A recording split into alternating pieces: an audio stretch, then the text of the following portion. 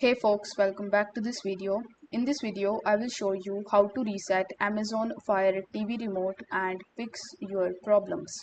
So in order to do this, you just have to simply unplug your Fire TV from the power supply and HDMI input, then wait for 60 seconds.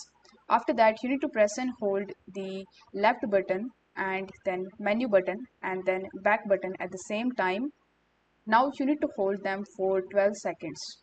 Then you need to release the buttons and you need to wait for 5 seconds. You need to remove the batteries from your remote and plug in your Fire TV and wait until you see the screen that says that the remote can't be detected. Put the batteries back in your remote and press the home button. When the LED indicator blinks blue, your remote is paired successfully. If it is not paired, you just have to press the home button for 10 seconds. Now you need to remember that not all the remotes have an LED indicator light. So you just have to follow these instructions in order to reset the Fire TV remotes, and it will work on most of the Fire TV remotes. But if it is not working in your remote, then what you can do is you can simply come to this page, and after that you can select your remote.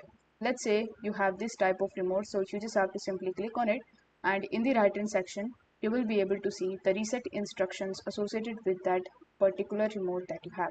So I will put the link of this page down in the description, so you can use this link in order to reset your Amazon Fire TV remote.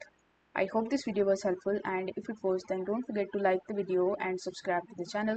Thank you so much for watching.